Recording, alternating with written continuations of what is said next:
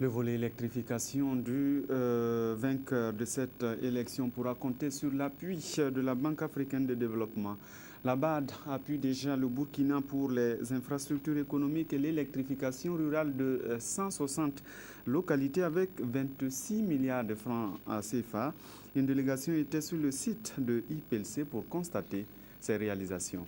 Olopoda. Des poteaux électriques jonchent les voies, des branchements sont réels dans les ménages, l'éclairage public n'a pas été occulté, IPLC est enfin sorti du noir.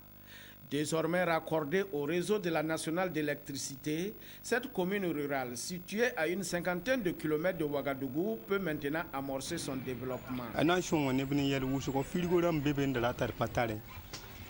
Nous avons eu de l'éclairage public hier. L'arrivée du courant va nous aider à faire beaucoup de choses.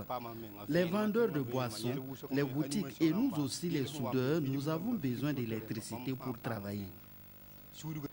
On enregistre déjà plus de 2000 demandeurs. L'engouement des populations pour le projet de renforcement des infrastructures électriques et d'électrification rurale est ici réel. Un constat qui réjouit la Banque africaine de développement, principal bailleur de ce projet avec une contribution de 18 milliards sur un coût total du projet estimé à 28 milliards de francs CFA.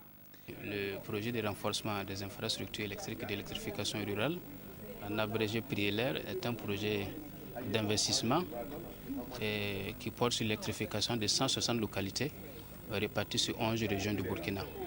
Donc c'est un projet qui est un peu éparpillé sur l'ensemble du territoire. Celui qui est à Ouaga, pour pouvoir accéder à l'électricité, le coût du branchement est de 170 000 francs. Alors qu'ici va être de 10 000 francs, c'est presque un don. Alors, et ceci est grâce à l'action et à l'apport de la Banque africaine de développement qui finance tout pour que la population, la majorité de la population en milieu rural et dans vos villages puisse accéder à l'électricité. Satisfaite des réalisations, la Banque africaine de développement envisage soutenir une seconde phase du projet. La vision est de contribuer avec la SONABEL à relever le taux d'électrification du Burkina Faso qui tourne autour de 30%.